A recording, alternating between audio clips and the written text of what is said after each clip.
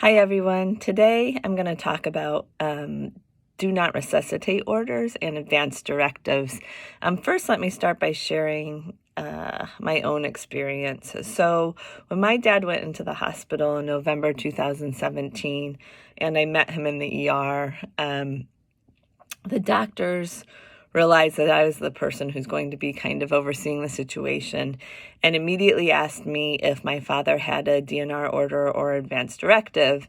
And my response was, I think he does. I know he's expressed that he definitely wants to be DNR, and he definitely does not want any tubes, be it intubation, feeding tube, or any aggressive action. But I don't know for sure if there is a document, and if there is a document, I definitely do not know where it's located.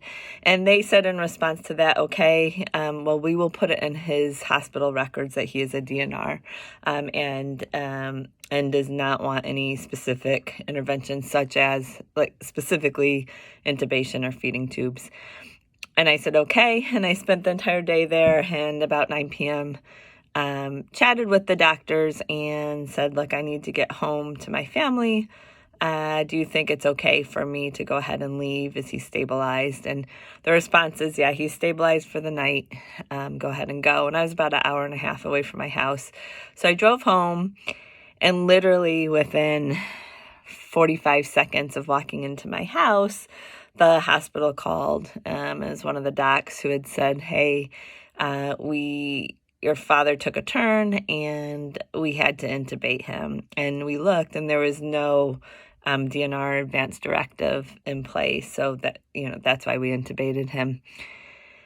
I didn't say anything because I was kind of shocked, and what's there to say at that point? So long story short, my dad continued to live for about 3 months, and he went into hospice care shortly thereafter his ER visit, after some stints in rehab. And those 3 months were definitely not high quality of life for him, but in the same note, and to be fair, I did have some good times and some good conversations with him in those 3 months.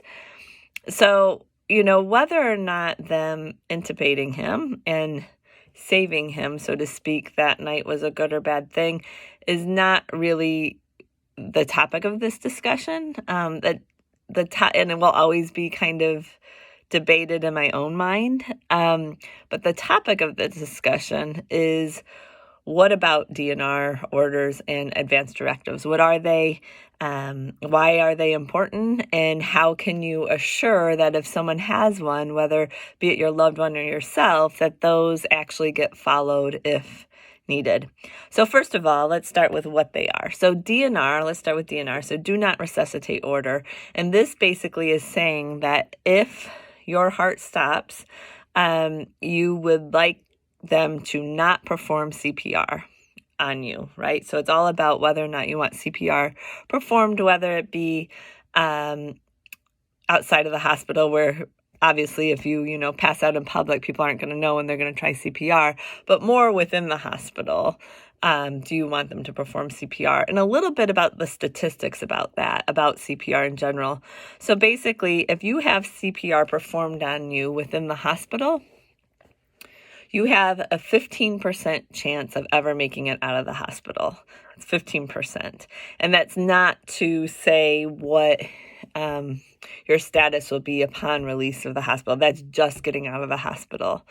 If CPR has to be performed within the hospital. So those aren't that great of odds, right? Those are much lower odds than I thought before I learned about it and did some research.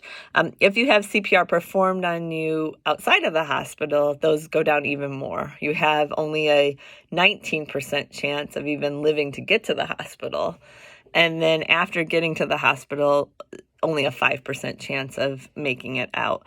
So the truth of the matter is yes, it's better than not, right? It does increase your chances of survival as opposed to not doing CPR, but that increase is really quite minimal, much smaller than what people think. So by filling out a DNR order, that states that you do not want CPR performed on you if your heart were to stop.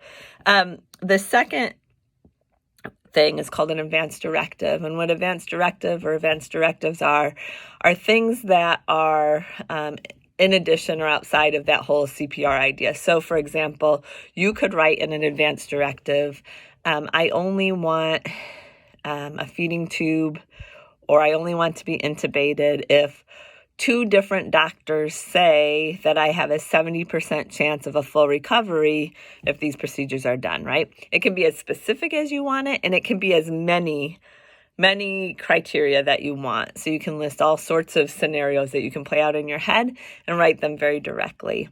And the one thing to know about either of these, a DNR order or a advanced directive, is that you can just pull up the paperwork and fill them out yourself. There's no requirement, at least in the state of Michigan, to have any lawyer sign it or anyone else sign it. You can just write them up and have them on hand and give them to your loved ones and your medical care staff in the hospital that you typically go to, so that that is all filed in your paperwork.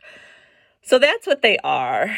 The second thing I want to talk about is, so you know, your loved ones having one. So if your loved ones, if you know that you are going to be the point of contact, let's say for your parents, it is very important that at some point, whenever, right now, finish watching this video and then go call them up, that they give you that paperwork. And not only give it to you if you know you're going to be the point of contact for medical situations, but maybe even hang a copy on their fridge or someplace really accessible, so that if someone comes into the house, that it's right there and available to them.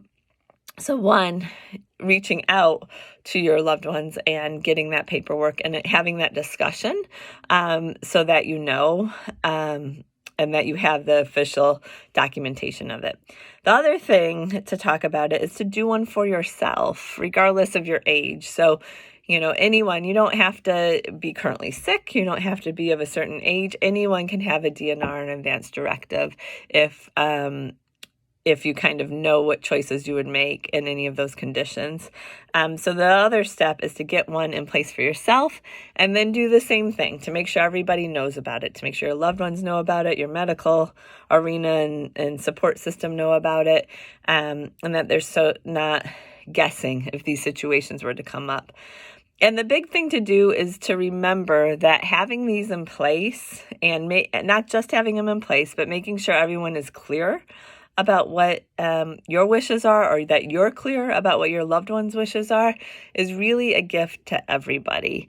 It is really a gift to not be put in a position where the responsibility of this magnitude of medical decisions are all placed on your shoulders because it wasn't clear what your loved one wanted, or it was clear you thought, but you couldn't find the paperwork, and then so you're taking your best guess and you're navigating it in a more informal sort of way, really adds stress to an already stressful situation. So the reason I'm doing this clip today is to get you to understand what they are, and to get in touch with your loved ones and make sure you know what their wishes are, and you have access to the paperwork so that those decisions can be clear.